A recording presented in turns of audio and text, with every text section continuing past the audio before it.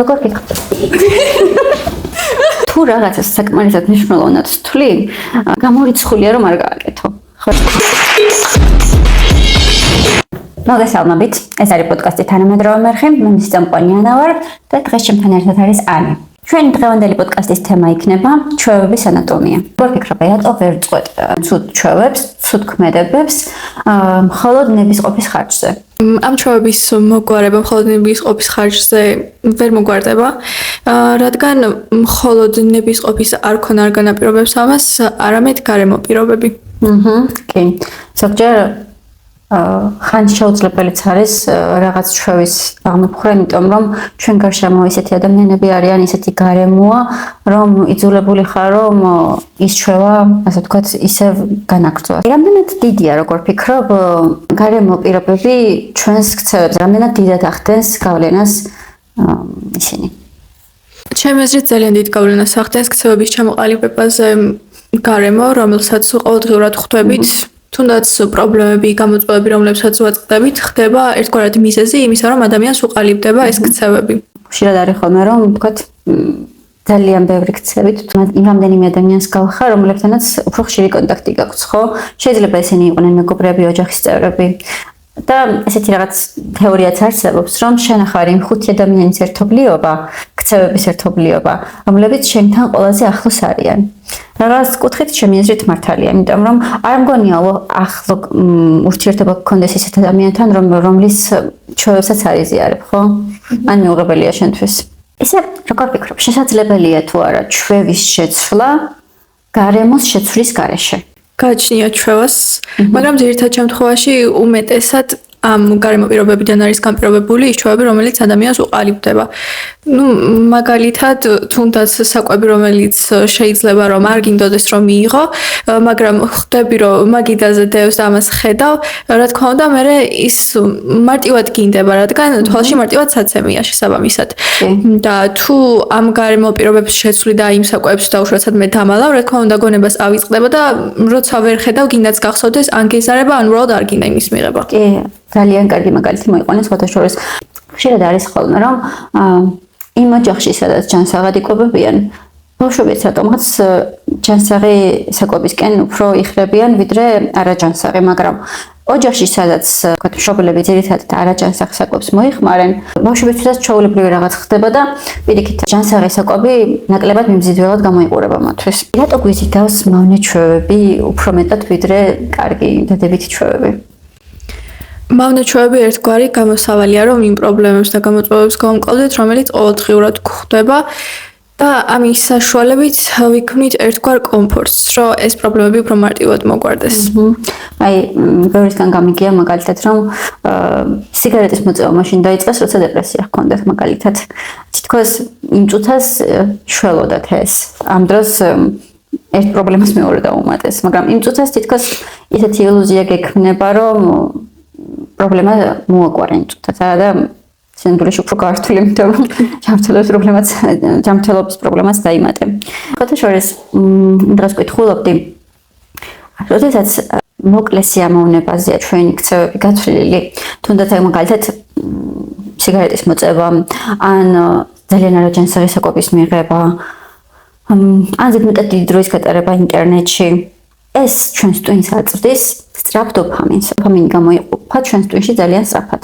მართლა მნიშვნელოვანი მიზნების მიღწევისთვის ხომ ძალისხმევაა საჭირო და მაშინ აი შეუძლებელია რომ სწრაფი შედეგი მიიღო, როდესაც მართლა მნიშვნელოვანი რაღაცას აკეთებ, რა ვიცი, თუნდაც უნივერსიტეტში ჩაბარება არ ხდება, ხო? ეს უცბად მთელი წლების შრომის ხარჯზეა, დრო სჭირდება და ასე ვთქვათ, ჩვენი ტვინი მალე არ გვაჯილდოვებს ამისთვის, ხო?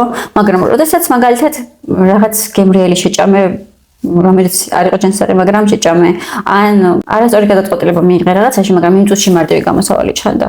ეს ჩვენი ტვინი ამას არ გქონს, როგორც უირა კარგია კომფორტში ვარ, დოფამინი გამოიყოფა. ჩემი აზრით, ეს დოფამინზე დამოკიდებულებაც ერთგვარი პრობლემაა დღევანდელი საზოგადოების. ადრინდელი ხალხი ესე არ იყო დამოკიდებული ჩემი აზრით დოფამინზე. დღეს თუნდაც სოციალური მედია გაჩვევს, რომ სწრაფად მიიღო, ხო, ის სიამოვნება ესაც თქვათ ადრე დიდი ხანი სჭირდება. აი მაგალითად, წიგნი წიგნებს ხო კითხულობ ხოლმე. ხო. და აი წიგნების კითხვიდან გამომდინარე, წიგნს დრო ხო სჭირდება რა. და ამ დროს შეგიძლია იგივე წიგნზე რაღაც ვიდეო, რა ვიცი, თუნდაც 15 წამში ნახო, ხო? და დაახლოებით სიამოვნება მიიღო, ასე ვთქვათ. მაგრამ შეიძლება შევადაროთ ის დოფამინი და ეს დოფამინი ერთმანეთს, რაც მართლა მთლიანი წიგნის წაკითხვას მოჰყვება და რაც 15 წამიან ვიდეოს. ამ ორი შემთხვევის შედარება ერთმანეთთან არც შეიძლება. რა თქმა უნდა, ერთის მხრივ ადამიანი მალევე იღებს ინფორმაციას იმაზე, რაზეც სურს და ეს მას ერთგვარ კომფორტს უქმნის, მაგრამ მეორე შემთხვევაში უნდა გავითვალისწინოთ ისიც, რა შედეგს გამოიღებს ეს კომფორტი. როდესაც ჩვევაში რამე ცუდი გვაქვს გამჯდარი, ხო, ეს ერთადად ორიენტირებულია იმაზე, რომ იმ წუთას მიიღო ყველაფერი. როცა შეიძლება გრძელვადიან პერსპექტივაში ეს სულაც არ იყოს მომგებიანი. აი თქვათ ადამიანს რაიმე ცუდი ჩვევის შეცვლა უნდა. როგორ შეიძლება რომ აი წაღან ცოტა შორის ახსენე, რომ აი რთულად გასაკეთებელი გავხადოთ ეს ჩვევა, ხო? ცუდი როცა არის ეს ჩვევა. როგორ შეგვიძლია მაგალითად ეს მაგალითად აი დილით, როდესაც გათენდება და ბევრი ჩვევაა, რომ მაშინვე ტელეფონს აიღებს, სკროლას დაიწყებს და ხან მთლიანი დილა ისე გადის, რომ ვერც კი ხვდება, რომ მთელი დილა დაკარგა, როცა შეეძლო რაიმე პროდუქტიული გაეკეთებინა. როგორ შეიძლება თუნდაც აი ეს დილით ტელეფონის აღების ჩვევა ვაქციოთ უფრო რთულად შესასრულებელი. ეს უკვე რა თქმა უნდა გარემო პირობებზე ვეღარ იქნება დამოკიდებული, თავად ადამიანმა უნდა იზრუნოს ამაზე.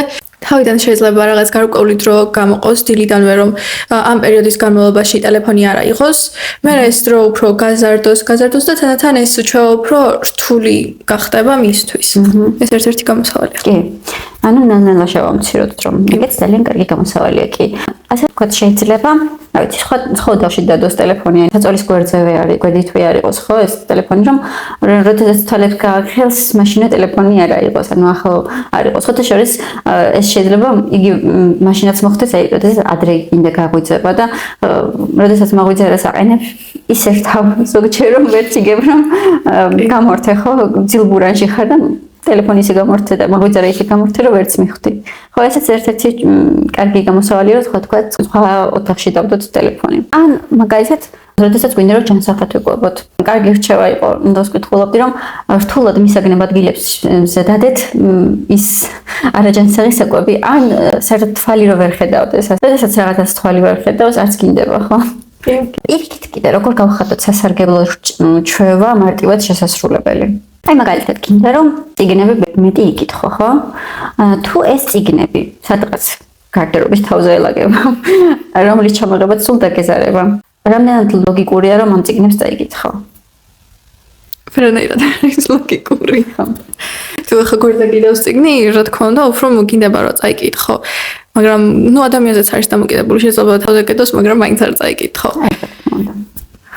მაგრამ თუ ეს ჩვევა გვინდა რომ ჩვენ თავში დავნერგოთ, მაშინ შეგვიძლია ყოველდღურად გავიმეოროთ თანდათან ყოველდღე და ეს რა თქმა უნდა განაპირობებს იმას რომ მივაჩვევთ. კი.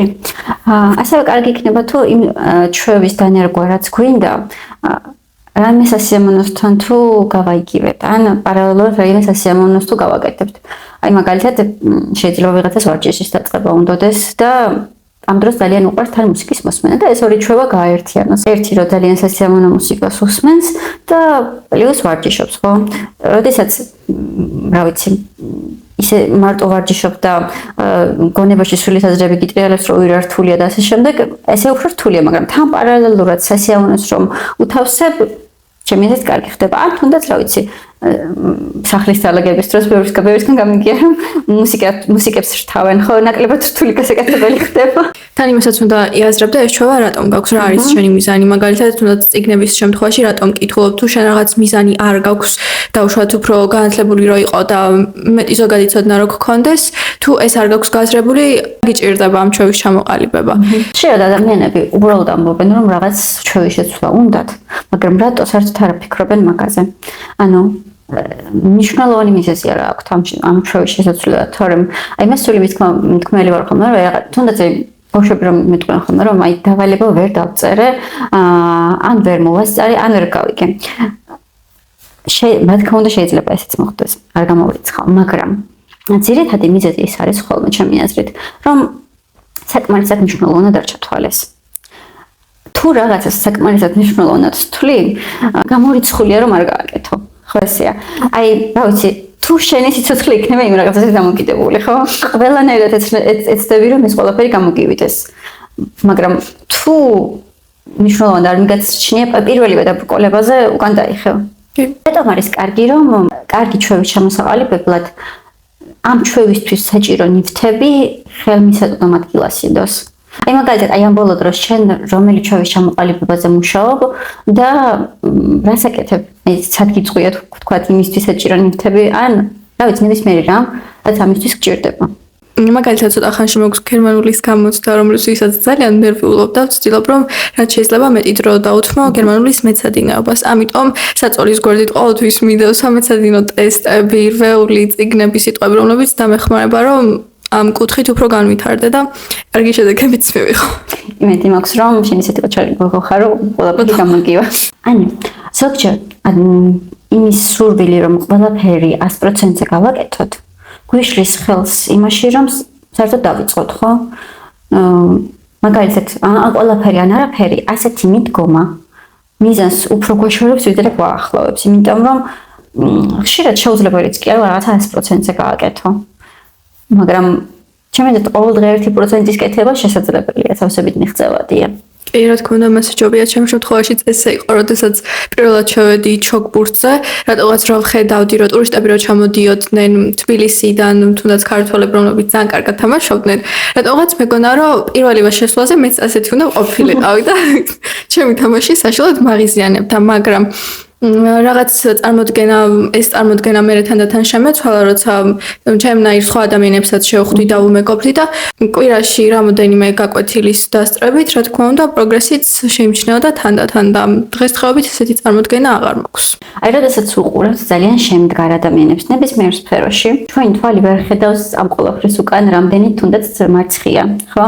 გამარჯვებებით რა თქმა უნდა იქნება, მაგრამ სინამდვილეში გაცილებით მეტი მარცხია ვიდრე გამარჯვება, იმიტომ რომ თუ არ დაეცი, ესე იგი საკმარისად მნიშვნელოვან და რთულ საქმეს არ აკეთებდი, ხო? იმიტომ რომ სხვა შემთხვევაში უბრალოდ რა ვიცი, ერთი ადგილის დგებნა გამოდის, თუ ყველაფერს ძალიან მარტივად აკეთებ. შენ ჩოგბურთზე უბრალოდ რა ვიცი, სიარულისთვის არ შესულხარ, შენ შეხვედი იმისთვის, რომ პროფესიონალურ დონეზე გესწავლა, ხო? რაღაც ახალს უფლები, რა თქმა უნდა, პროფესიონალივის ვერ ითამაშებ, ვერ გააკეთებ ამ ყველაფერს. უბრალოდ ხშირად ეს გვავიწყდება, რომ ადამიანებს რომ იმ პროფესიონალიზმის უკან ბევრი შრომადევს. ალბათ ჩოგბურთი გაგიცდენია, ხო, რაღაც მიზეზის გამო და ზოგი არის ხოლმე ესეთი დამოკიდებულება აქვს, რომ ერთი დღე გამიცდა და აზრი აღარ აქვს. ჩემს არაფერს, რა ვიცი, ზოგი ცდილობს რომ სწორად იკვებოს და რა ვიცი, ერთი დღე არაჯანს აღარ ვიკვებებ და აბა აზრი აქვს. ან ერთი დღე ჩოგბურთზე არ წავედი და აბა აზრი აქვს, შემგან არაფერი გამოვა. ასეთი დამოკიდებულება სწორია შენი აზრით? არავითარ შემთხვევაში ერთი გაკვეთილი რომ გამიცდა, რა თქმა უნდა, ამან ჩემზეც დიდი გავლენა მოახდინა, იმიტომ რომ მაინც სპორტია და თუ ერთი დღე მაინც დატვირთული არიყავი, შემდეგი სხვადასხვა მოვლენები ახლავს ამას. მაგრამ მიუხედავად იმისა, რომ მე ჩემი თამაში მაღიზიანებდა, რომ ისე კარგად ვეღარ თამაშობდი, არ დავნებებულ ვარ და უბრალოდ გავაგრძელებ პროგრესისაკენ სწრაფვა. კი. შეცდომები იქნება ნებისმიერ სფეროში გამორიცხულია, რომ შეცდომები არ დაუშვას ადამიანმა, მაგრამ ამ შეცდომების გამო შენ მიზნებზე უარის თქმა და ერთი შეცდომის გამო მთელი იმ შრომის წყალში გადაყარა ძალიან დიდი სისულელე მგონია მე პირადად. როგორ მოგიქცეთ ანი, როდესაც ჩვენ გარემოცვა ხელს არ უწყობს ჩვენი ახალი კარგი ჩვევების ჩამოყალიბებას. უბრალოდ უნდა შევიცვალოთ ის გარემო, მაგალითად მეგობრების წრე, სადაც ყველა ეწევა, რა თქმა უნდა, შენ ეს ნორმალურად მიგაჩნია და მე იმაზე აღარ ფიქრობ, რომ რატომ არის ეს მოწევა შენთვის ცუდი. და თუ ამ გარემოს შევიცვლით, რა თქმა უნდა, ეს ჩვენზეც მოახდენს დიდ გავლენას. როგორც კი თქვა ადამიანმა, რომ მე კი მეგობრობ, მაგრამ მე ისეთი არ გავხდები, გინდა არ გინდა. დროთა განმავლობაში მათი ჩვევები, შენი ჩვევებიც ხდება. თუნდაც აი მათნაირად იწყებს საუბარს, ხო? მათი ლექსიკით იწყებს საუბარს და მე შეიძლება გაღიზიანებდეს კიდეც, მაგრამ იმდენად გამჟდარი გაქვს ეს თუნდაც საუბარი, ჩვევები, რომ მე ხვდები, რომ სხვა ჩვევებსაც ძალიან ადვილად აითვისებ. შეიძლება აი არასწორი მიმართულებით წასვლას სულაც არ სჭირდება, რა ვიცი, ერთი დიდი ნახტომი. საჭირო პატარათი არასწორი ნაბიჯი გადადგა და შემდეგ პატარა ნაბიჯს კიდე მეორე ნაბიჯი მოყოლო, როგორ არასწორ გზაზე ხარ. რაც შეიძლება აი თუ თქვათ ოჯახი არ გიწყობს ხელს. აი ბევრი მოსწავლისგან გამიგია, რომ მათ ოჯახში ბევრი ეწევა სიგარეტს და მამა ეწეოდა და მეც იმიტომ დავიწყე მოწევა. აი ამ შემთხვევაში როგორ შეიძლება თავი დააღწიოს ადამიანმა ხა ოჯახს ვერ დატოვებს არა? მაგაზე არ მიფიქრია. ჩემი აზრით ყველა საკუთარ თავზე თავადვე აგებს პასუხს და ეს ის მომენტია, როდესაც გარშემო ვერავის ვეღარ შეცვლი, იმიტომ რომ შენი ოჯახია და რა თქმა უნდა კიდევ ვერ წახვალ. ფაქტობრივად მარტო შენ თავთან რჩები მარტო და შენ თავზე შენ ვეხარ პასუხისმგებელი.